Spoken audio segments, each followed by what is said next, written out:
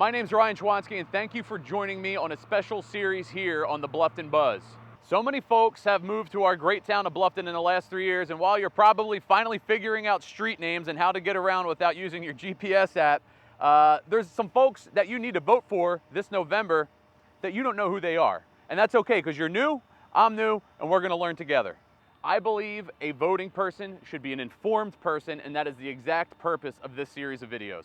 I implore you to watch these videos, share them, and make an informed decision on your vote this year. I'd especially like to thank the Greater Bluffton Chamber of Commerce for partnering up with me to help get these videos out. While I am on the board, it was still a special ask, and they are helping me out. So what they're gonna do is take these videos and send them out to people so they can watch them. Again, the purpose of this is to help inform the public. Today, I'm with Dan Wood here at the new Riverside Barn. He is running for town council. All right, so today I'm here with Dan Wood. Dan, how many times have you run so far? I'm serving my 8th year, that's 2 terms, and I'm up for re-election this year, which would be my 3rd term if the citizens graciously put me back. Very cool. Well, I thank you for having us here today and for taking your time to answer these questions and concerns of the people. Sure. So I'll start from your beginning so we can all get to know you, because I think the greatest thing about me doing this is I don't really know anybody's background. So are you originally from Bluffton? No, I'm a Florida native. Where from? Avon Park, South Central Florida, below Orlando. Okay, very cool. When did you come to Bluffton? Well, I'd like to say I moved to the Low Country in '79, Hilton Head, and then when Sun City came, my company moved me out here to start construction for that development. So that was around '94. And then I moved I was in Greater Bluffton, then I moved into the town limits in 2005, I think it was. Okay, so you've been here for a while. I have, And I've seen it all. You've seen it all, and you've seen this town growing, as you can hear. A lot of construction behind us. We picked this site for a reason. What stood out to you about moving to Bluffton? How did you go from Orlando to here? Well, I traveled to Southeast with a consulting engineering company, and a job opening became available on Hilton Head years ago. Like I said, in '79, I took it, and I spent the rest of my time in my career with Palmetto Electric as the operations manager. Very good. Tell me a little bit about your family life. What's your background? Well, we have a blended family, which we're proud of. Debbie and I have been married 18 years, and we have 12 grandchildren and 3 great-grandchildren. Wow. So that's another reason parks are important to me. Which is, we are at a park today. Exactly. What made you want to get involved with the town politics, with the town in general? I've always wanted to be involved with the town. I tried to do it before I retired, and the company didn't want me involved in politics, so I jumped into the Planning Commission, served there for 3.5 years, then I went on ATAX. But more importantly, I just believe in community service. I've been a Rotarian for 27 years and went through the ranks there through past president, Rotarian of the Year, etc. And so I just believe in community service. I'm involved in many organizations. I sit on the board of Bluffton Jasper Volunteers in Medicine and other organizations. So that's just my DNA. Very cool. And we're here at the new Riverside Park. Is that his official name? Yes, it is. And I asked each candidate to choose a location that was special to them. You chose this. Tell me a little bit why. Well, again, I'm just big on a lot of things in the town, but parks seem to bring a lot of the families out, the young kids and everything, and it's just something, it's a glue. And we do parks really, really well in Bluffton. They get a lot of activities, and so I'm very proud of this one, along with the rest of council. This is a 37-acre park. We're going to redo the barn here. It's going to look like right out of Southern Living magazine. It's going to have some passive activities out here, some trails, some misting stuff, playgrounds. It's going to be the crown jewel of Bluffton before it's all said and done. You said this was 50, how many acres? 37. 37. I jumped the gun there a little bit. All right, so I reached out to various groups on Facebook asking what mattered to the people of our town, and the majority of the responses carried common themes people seem to want clarity on or had concerns about. I'm going to run through them in no weighted order or particular order, and for the viewers, please keep in mind that our local elections have no political affiliations. These are all nonpartisan seats, correct? That is correct. Cool. So the first topic that came up, again in no particular order, seemed to be a conflict of interest situation where it seems to be a concern not just in local but all the way up to the federal level, that some people utilize information to their advantage and get financial gain or can capitalize on that information. This is a position to serve the people, and it seems some folks come out with multiples of what they've started with, and I'm not saying locally in town I know of any, but it just seems to be a concern of people that people are financially gaining from their positions. Do you feel that a business or realtor could have an unfair advantage in this, or do you feel like from what you've seen in town, and this is more your experience, I'm asking, people keep it separated? Well, you know, I've heard for years about being a realtor, and it's like a lot of people talk about developers. And for example, let's take you, you're in construction. Yes, sir. And so you decided to run for mayor and you get elected. Well, maybe a few more phone calls might come your way, but I believe you have a right to have your business and a right to work. And so there's nothing out of the ordinary about questions like that, but those are all legal businesses. If you sold insurance or whatever you choose, if you had a retail store, people would say the same thing. But people have a right to work and have their business, and so I don't see any of that as being out of the ordinary or an issue. Fair enough. Another issue that came up was term limits. Does the town have term limits? No, we don't. Okay. Do you believe in them? Do you feel like there's an advantage to them or a disadvantage to them? Yeah, that's a good question. I really believe when I see the House with 80-plus-year-old people, whether it's at the national level, like we have two presidential candidates and we have the Senate and so forth, and maybe when people have been there 20, 30 years, it's time for term limits. There's never been anybody here that serves longer than 20 years in Bluffton that I'm aware of, and the voters can vote you out, and that's not uncommon in Bluffton for that to happen. Big one. This is the majority of it, and I'm going to break it down into subsections because infrastructure carries a wide range of what infrastructure actually is. The town's growing so fast, and the majority of us have come from somewhere else pretty recently at some point, and the town's definitely pushing its current limits to try to keep up. I don't see the need for new homes and apartments slowing down anytime soon. We seem to even have a backlog, if anything, to try to catch up on. So we have land issues, we have actual infrastructure issues like with roads and traffic, issues with schools being maxed out, then we have a labor shortage, and then we have affordable housing, which I feel, you can correct me if I'm wrong, kind of encompasses all of that. Am I correct? Yes. Okay, so I'm going to break it down for each topic here. I'm going to start with housing, and I looked up the definition of affordable housing because affordable I thought was all relative, and that is honestly what it seems to be here. It says affordable housing is housing that a household can pay for while still having money left over for other necessities like food, transportation, and healthcare. That means what's considered affordable depends on a household's income. The federal government typically defines housing as affordable when it consumes no more than 30% of a household's income. So with that said, with the current interest rates, with inflation, and the high demand and low supply for this specific area, is affordable housing, by definition, even a possibility? Well, first of all, Ryan, it's a national problem, it's a state problem, and it's a local problem. And it's been around for a very long time, and it's getting worse. It's getting more pronounced and more profound. When I guess the recession hit, Wall Street started buying, some of the large corporations like BlackRock and others were buying up housing around the country. So it's a problem. And I'm on the Affordable Housing Committee, and it's been the most challenging thing I've ever done in my life. The good news is, after 8 years of beating our head against the wall, we're finally starting to see some progress. The town has just picked up 10 units over at Madison Apartments, which is across the street from the park here. We are getting ready to begin construction on 12 owner homes, homes by owners after the first of the year, probably by mid-year. We have 60 units of apartments we're going to build right after that, and we have additional land to build additional units. And more importantly, it's a regional problem. You can't solve any problem in Bluffton by itself. We're not an island unto ourselves. So there is an organization called SOLOO, which is the Southern Low Country Regional Board, and I attend those meetings. And this organization came together with 6 local municipalities, Beaufort County and Jasper County, to form a regional housing trust fund that's just been funded for $5 million, and it will continue to be funded. So the good news is, as slow and arduous as it's been to get affordable housing, because builders like yourself can go build $500,000, $1 million homes all day long. They don't want to build affordable housing. So we are making progress, although it's been slow, but things are looking up.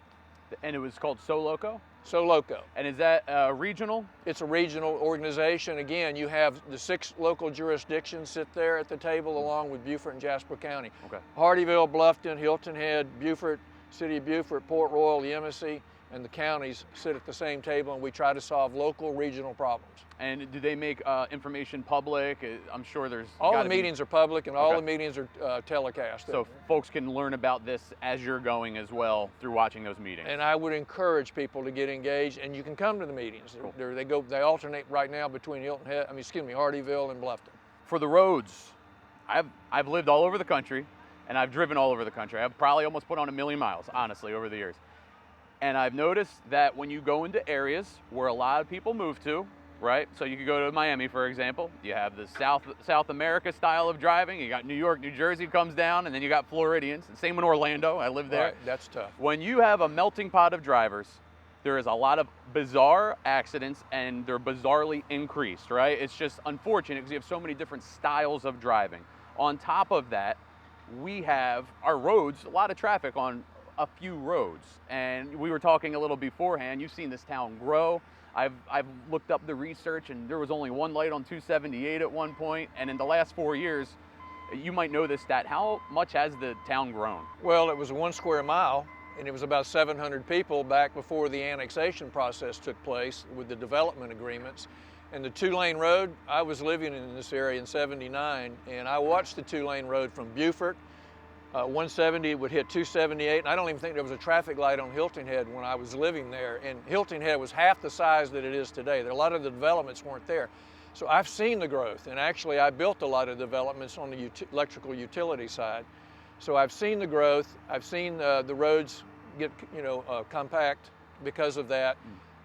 These are all issues that we have to deal with. But I want to say that Bluffton owns very few roads. It's 278 is a state road, 170 is a state road. The parkway is owned by the county. So nothing will be solved unless it's approached from a regional perspective. And the Beaufort County right now has a plan in place. It's going to cost $1 billion to $1.5 billion to fund it to fix our roads, which was supposed to be about giving us, I think it's 25-year projection, will improve our quality of life. So there's a referendum coming up in 2024 for a penny sales tax. I hope people do their homework, because if we don't fix the roads, it's going to get a little more complicated around here. Okay, because my follow-up, you jumped ahead of me on one thing, and my follow-up was, is there a way to still preserve this small town feel while increasing these road sizes and adding new roads or whatever it might be? I think so, Ryan. You and I were talking off camera a minute ago. The town works extremely hard to reach out to our citizens. We've started what we call mobile town halls, where we actually go into their developments, and this is like maybe the town manager, the police chief, upper staff. They all do a presentation, a PowerPoint presentation. They hang around to let everybody ask questions, that you get to know who your town is. You get to know the people that are actually running the town day to day. I like to go to those meetings. I don't speak. I just go so I can listen to people's comments and questions, and they may get to know who I am. But we do that. We send out a newsletter twice a year to all the citizens in Bluffton. We want people to understand their history here so they can tie into the town and understand, the river, the old town, how everything came to be through the Old Town Master Plan, things like that. Lastly, I would encourage everybody to show up for the Christmas tree lighting. That has turned into be a magical event. And then the Christmas parade follows the day after, always on the first Saturday of December. And all you have to do is drive through Old Town during Christmas period, and you're going to feel like you're in Mayberry. So all of these things are by design. We want to grab and encompass everyone and bring them into the community. This is kind of a combination of housing and roads. Is there a logical way to balance the building of new homes and improve the infrastructure? Because that kind of feels like a chicken or the egg scenario, where it's like if you build more roads, then more people might be able to come through. Would it alleviate problems if we did more housing first? It was a question that was asked. Well, the original build out of the town was projected to be around 65,000 through the development agreements that were signed over 20-something years ago. Those are legal binding documents that were handed over to all of us that have come past that period of time. We are trying to make sure that people that are in Beaufort County, and we've turned down quite a few of these, that want to annex into the town and they're looking for more density on the residential side, we discourage that.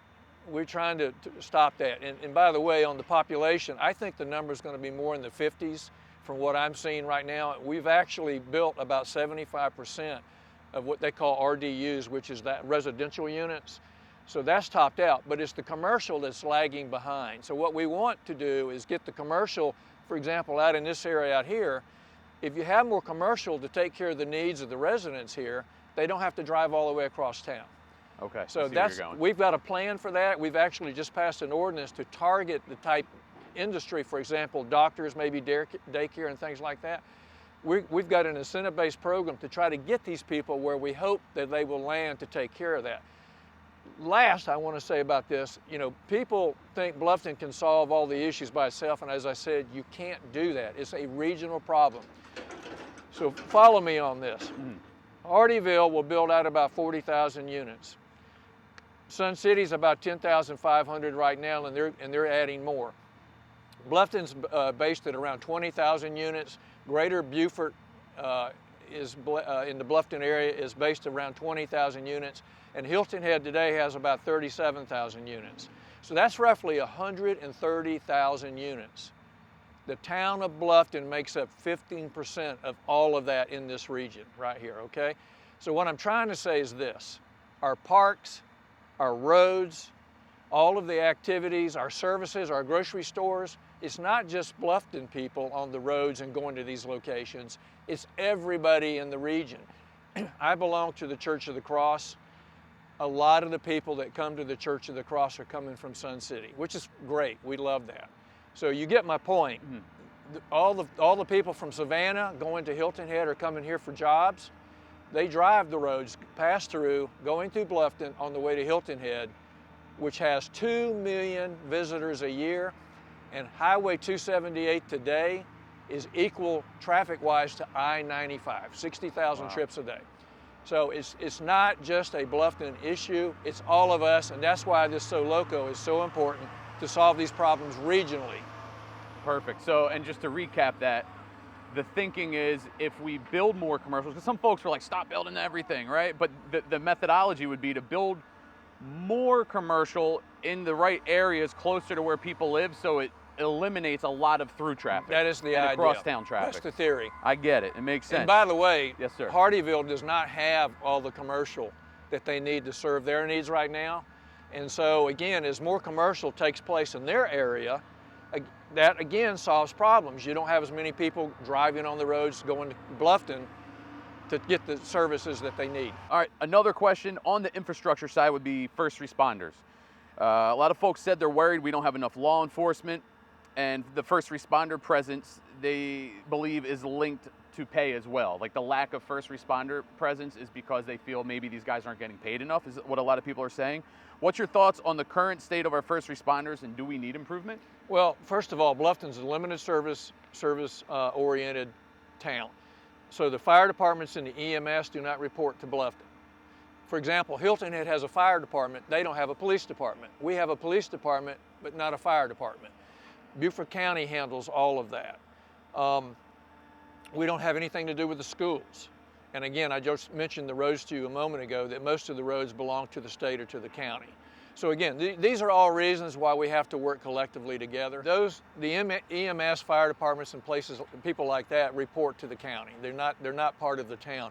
The town itself has a wage and salary plan that we just upgraded, and we realize the importance of that, especially, I mean, for example, Ryan, who wants to be a police officer in today's world? It's tough, you know? Absolutely. And who wants to be EMS? So you do have to pay them. I think the number one issue for me, and has been as long as I've been on council, is housing. I think no matter what problems we solve regionally, if we can't figure out the housing situation, I want people your age, you have young children, I look out my kitchen window at Dubose Park and I see the kids on the playground, and I'm taking my grandchildren there today. I want to see this in our town. Our average median age used to be in the low 30s, now it's almost 40. So I think that's a gauge to watch to tell you the direction of where we're going with our town. I want the young families here. I know you just did mention that, and it jumped ahead a little bit, but schools aren't through Bluffton? No. Okay, so the question, and this actually was the hottest topic, so I have to ask it how it's asked here. People feel they're maxed out. Teachers aren't chomping at the bit to come work at the schools based off the disparity of student volume versus pay. Clearly, we need help in this area. What do you think the answer is to getting, and again, even though it might not be a town, and it is a collective thing here, what do you think the answer is to getting a better balance of schools per district area, attracting more teachers, bus drivers, other supporting staff, making the pay competitive, and getting it done quickly? I know it's a lot in one question, but do you see a way to navigate issues that we're having right now in that arena? Well, again, I think what you're actually talking about is not Bluffton issues. You're talking about national issues and state issues. The state of South Carolina had they were experiencing losses in the school system throughout the state with teachers leaving the profession. So the state has actually awarded raises, pay raises, the last 2 to 3 years in the state of South Carolina to try to retain some of this knowledge and these teachers. So it's universal. It's not just any one place. It could be the people at the grocery store. You know, they worked through COVID. Well, they were my heroes during that period of time. Right. They showed up every day with people breathing all over them. So it's universal. It's not just, these are not just Bluffton problems. It's a whole issue of things, whether it's housing, the cost of materials or groceries, the pay scales, it's all collective. Okay, I think that's important for us to have that discussion, because some folks might just be thinking it's the town. And it's the town, when really it's like something that, as a citizen of the town, you can still take and elevate to the county level. You just got to put the pressure and your concerns in the right direction. Yes, and let me just say quickly, those of us that serve on council, there's 5 of us. Again, we're nonpartisan, and so what we do is, if it doesn't involve Bluffton, we don't talk about it. But we know that we have to work from a regional perspective, which I touched on earlier. If something that the state is doing that impacts our community, we will get engaged. So the only time that we get involved outside of the day-to-day operations of our town is if something at the county or state level is impacting you, our citizens, our town. So is this something you guys do push for? Oh, absolutely. Okay, good to know. Now it's kind of an interesting topic, and we did touch on it briefly before we started shooting. The donut holes of Bluffton, I believe is what they call them, yes. Where you have the town of Bluffton. Like, I used to live in Westbury Park, and I didn't learn it until I was already in there. That's not Bluffton. That's Beaufort County. That's correct. So there's, and you mentioned the roads, because I had this in here. Is this a South Carolina issue? Is it a Bluffton issue? I haven't been to other places where there's been so many pockets of a county inside of a town. South Carolina has very strict laws on annexation. The Municipal Association, which represents all the towns in South Carolina, has made this one of their main issues. It was important to Bluffton to try to close up some of the donut holes, but we are not allowed to go ask you to annex into the town. You have to come to ask us to annex into the town. And if people in today's world feel they're going to pay $400 or $500 more a year in taxes, they say, why would I come into the town? But you'll find them at our parks, you'll find them at our boat landings, you'll find them using our services. So it's just a gain that they get for having to do nothing. But the state will not let us close up those donut holes. Gotcha. That answers that question. Do you feel, actually, that doesn't answer that question. I had a good follow-up for it. Do you feel that that could cause any of the infrastructure issues by not having control of those areas? No, I don't. Again, I was in the electric utility business, and I know that they have to plan 20 years ahead. I had to do that along with my company when I worked. So no, and then everybody that applies for any construction, any new developments, and this has been this way forever, you have to go get a letter signed by each of the local utilities, whether it's water, whether it's the schools, whether it's the electric utilities, all of these you have to get a sign off to let your development go forward. So, and they keep signing them. So if they got an issue, they don't have to sign them. Okay. So there we go. So another topic that came up is drugs, and it only came up once or twice, but I feel like it is a great thing to touch on. Specifically, everything seems to be getting laced with fentanyl. If you ask my personal opinion, I think too many young folks are dying from it, and I really believe it's like a weapon being used against our country as a whole, right? This is an unbelievable issue that we're having across the country. It's not just to our town. But I really wanted to point out one woman's comment here. Born and raised local woman spoke up in one of the groups who was a drug user. She's been clean for nearly a decade and is very active in the rehabilitation community. And I'll quote her here: "It's really hard for someone to get in the doors of detox and treatment here in the Low Country without driving 2+ hours. And this issue is not slowing down." She says the coroner's office has just seen a massive spike since June. I don't know those stats or have them, but let's just assume they are. And I'll paraphrase for her question here. How can you help gap the road to recovery of drug addiction and alcohol, offer more Narcan training, help bring resources to light that people don't even know exist, and help the community become aware of the positive outcomes that come from helping the folks that want to change and have changed? It was a lot of questions in one, but I really think she wants to know how can, not just you specifically, but how can the town work together to help with those items? I don't have a good answer for this question. First of all, I'm not in that world, so I'm removed from it, so I don't understand all the issues. I do empathize with people that have gone through this in their lives, because it's not only impacting them, it impacts their families, their children, everybody. And but I would be glad if that individual wants to reach out to me individually. I'll be glad to meet with them, and then what I can do is talk to the chief of police here in Bluffton to find out how broad the programs are that either exist or do not exist, or to see if this is something that we need to do a better job of pursuing. I don't know what all the county offers in this area. So again, I'm not versed in this, but I certainly would appreciate it if they want to reach out to me on this question. I can shoot you her info. Yeah, she was please on do. Facebook. I know you're on Facebook Yeah. as well. Spending. I know this could be like a 2-hour conversation for every candidate on their own. Very complex.